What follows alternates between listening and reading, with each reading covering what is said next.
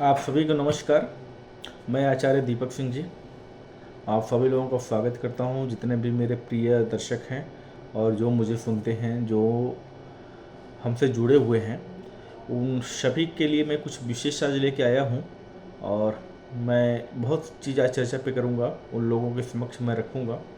और बहुत सारे बच्चे हैं जो तैयारी कर रहे हैं, बहुत सारे बच्चे बच्चियाँ जो हैं जिनका लव मैरिज से संबंधित सवाल है, बहुत सारे परिवारजन ऐसे हैं जो पारिवारिक समस्या की वजह से जूझ रहे हैं, उनके परिवार में काफ़ी सभी समस्या चल रही हैं और उससे समाधान उनको नहीं मिल पा रहा है। तो एक एक करके इस सब पे मैं एक एक वीडियो बनाऊंगा। फिलहाल अभी मैं जो भी बच्चे तैयारी कर रहे हैं उन पे मैं चर्चा करता हूँ।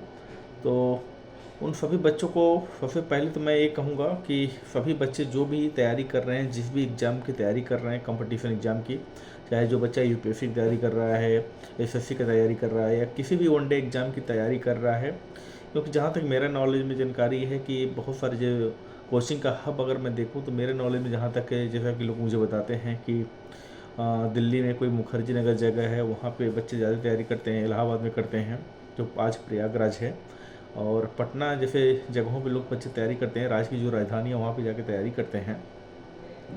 तो वो बच्चे घर से अपने बहुत सारे बच्चे अपने अपने घर से दूर जाके तैयारी कर रहे हैं। तो सबसे पहले तो उन बच्चों के लिए ये है कि वो इस बात को समझें कि जो बच्चे बाहर जाके तैयारी कर रहे हैं वो सबको नहीं मिलता है, क्योंकि उनके माँ बाप बहुत परिश्रम से उनको बाहर भेज रहे हैं, पढ़ा रहे हैं, और कैसे मैनेज कर रहे हैं उनके माँ बाप ही जान सकते हैं। और जो बच्चे समझदार हैं वो इस चीज़ को समझते हैं कि हमारे माँ बाप कितना एफर्ट डाल के और किस परिश्रम से हमको पढ़ा रहे हैं। पहला पॉइंट तो ये हो गया कि वो बच्चे नोट करें, ठीक है। दूसरी चीज़ ये है कि जो बच्चे बाहर में पढ़ रहे हैं उन सभी बच्चों से मेरा रिक्वेस्ट है, जो भी कंपटीशन एग्जाम की तैयारी कर रहे हैं, जो बच्चे बाहर जाके किसी यूनिवर्सिटी में ऐसे पढ़ रहे हैं, उन सभी बच्चों से मेरा रिक्वेस्ट है कि सभी बच्चे जो हैं सिलेबस के अकॉर्डिंग पढ़ाई करें। क्योंकि अगर जो बच्चे तैयारी कर रहे हैं उस सिलेबस के अकॉर्डिंग नहीं पढ़ाई करते हैं, ऐसे रैंडमली कोई भी बुक उठाते हैं और पढ़ते चले जाते हैं, तो उसका बहुत ज़्यादा एफर्ट नहीं उनको एग्जाम में मिल पाता है। इसलिए नहीं मिलता है क्योंकि सिलेबस के अकॉर्डिंग जो आता है उसको ही पढ़ेंगे तो ज़्यादा बेटर होगा। क्योंकि आपको कोई विद्वान नहीं बनना है, वहाँ पे जाके किसी कंपटीशन में आप बैठ रहे हैं तो उसको क्वालिफाई करना होता है, ठीक है। तो जितना आपके सिलेबस में दिया हुआ है उतना ही आप पढ़ें, ठीक है। एग्ज़ाम क्वालिफाई आपको करना है, अगर इसको अकॉर्डिंग आप करेंगे तो आपको ज़रूर सफलता मिलेगा। तीसरी चीज़ मैं इंक्लूड करना चाहूँगा कि आपकी कॉन्टीन्यूटी बहुत ज़रूरी है। कंटिन्यूटी का मतलब ये है कि मान लीजिए अगर किसी एग्ज़ाम को लेके आप 2 घंटा पढ़ रहे हैं, वो आप लोग देखेंगे कि किस एग्ज़ाम की तैयारी कर रहे हैं और कितना आपको पढ़ना चाहिए, ठीक है। और मान लीजिए कोई बच्चा यूपीएससी तैयारी कर रहा है, तो मेरे हिसाब से जहाँ मुझे सुनने और जानने को मिलता है कम से कम 8 से 10 घंटे का आपका शेड्यूल होना चाहिए, ठीक है। 8 से 10 घंटे की आपकी पढ़ाई होनी चाहिए। अगर 8 से 10 घंटा आप कंटिन्यू पढ़ाई कर रहे हैं तो आपको सफल होने से कोई नहीं रोक पाएगा, बट सिलेबस के अकॉर्डिंग पढ़ाई होनी चाहिए, ठीक है, पहला चीज़। और जो भी बच्चे आप 2 घंटा, 4 घंटा, 3 घंटा, 5 घंटा जो भी पढ़ रहे हैं, बस कंटिन्यू आप उसको कंटिन्यू करे रखें। क्योंकि कहते हैं ना कि बूंद अगर एक पानी का बूंद जो अगर पत्थर पे गिरता है ना, एक जगह गिरता है, टप टप टप टप वहाँ पे गिरता है, तो वहाँ पे भी गड्ढा बन जाता है। कोई रस्सी एक जगह कहीं खींचो तो वहाँ भी निशान बन जाता है। तो अगर आप कंटिन्यू किसी चीज़ में बहुत ज़रूरी है, अगर आप कंटिन्यू उस चीज़ पे लगे हुए हैं और उस पर फोकस कर रहे हैं तो उसमें आपको सफलता मिलने से कोई नहीं रोक सकता। इस चीज़ को आप नोट कर लीजिएगा, ठीक है। तो लास्ट में मैं यही कहूँगा जो भी बच्चे तैयारी कर रहे हैं वो कंटिन्यू लगे रहें और सिलेबस के अकॉर्डिंग पढ़ाई करें, ठीक है। और कहीं इधर उधर भटके ना, अपने कैरियर पे विशेष करके फोकस करें। अगर आप ऐसा कर रहे हैं तो उसमें आपको बहुत फ़ायदा मिलेगा। बहुत सारी चीज़ें होती हैं कि बहुत सारे बच्चे ऐसे हैं जो 8 साल 10 साल से तैयारी कर रहे हैं और उनका कोई मेहनत भी कर रहे हैं, कंटिन्यू लगे भी हैं और सिलेबस के अकॉर्डिंग पढ़ाई कर रहे हैं, लेकिन उनको सफलता नहीं मिल पा रही है। तो उसमें एक रीज़न होता है कि ग्रह का जो ग्रह दोष होता है, जैसे शनि का ग्रह हो गया, बहुत सारे ग्रह ऐसे हैं जो दोष होता है, उसके वजह से भी उनको सफलता नहीं मिल पा रही है। तो जो भी बच्चे मेरे लाइव में आ रहे हैं, ठीक है, वो एक बार ज़रूर मेंशन करें कितना टाइम हो गया उनको तैयारी करते हुए। और सफलता ऐसे मैं खुद बता देता हूँ देख के कि उनका डेट ऑफ बर्थ राशि देख के मैं खुद बताता हूँ कितना टाइम आपको हो गया है, ठीक है।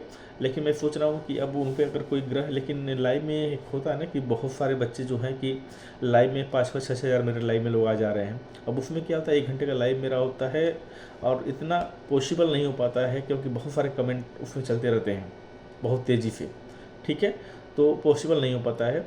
तो जो लोग पर्सनली अगर चाहेंगे तो उससे मुझसे संपर्क कर सकते हैं, ठीक है।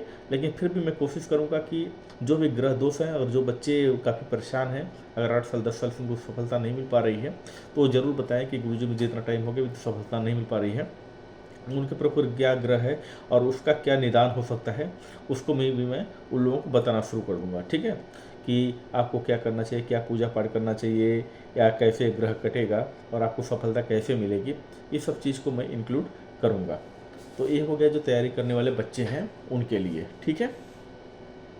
अब आते हैं जो लव से संबंधित समस्या हैं, जो लव मैरिज वाले बच्चे जो एक दूसरे से प्रेम प्रसंग कर रहे हैं और उनको सफलता नहीं मिल पा रही है।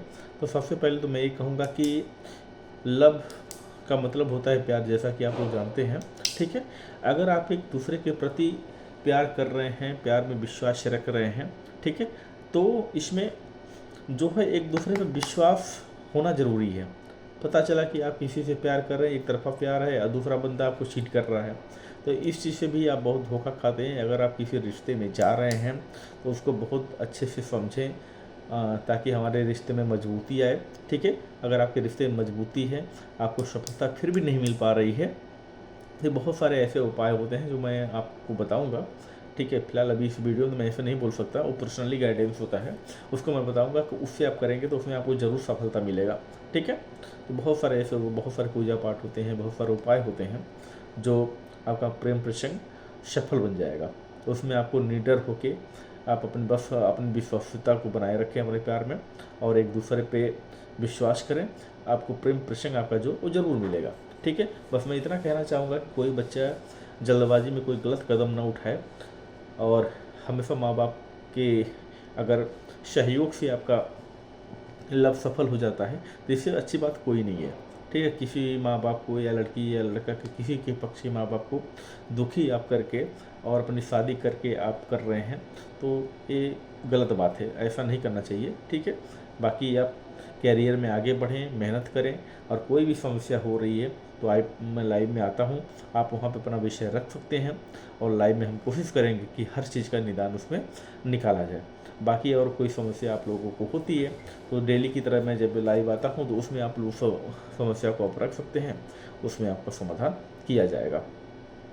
आगे के लिए बस आप लोगों को बेस्ट ऑफ लक कहना चाहूँगा कि आप जो भी बच्चे तैयारी कर रहे हैं, बहुत सारे एग्ज़ाम आप लोगों को फ़ायदा आ रहे हैं, तो उस पर आप लोग लगे और कड़ी मेहनत करें ताकि आपके माँ बाप का परिश्रम और आपका परिश्रम रंग लाए। तो आज के लिए इतना ही, फिर मिलेंगे किसी और वीडियो में और तब तक के लिए नमस्कार।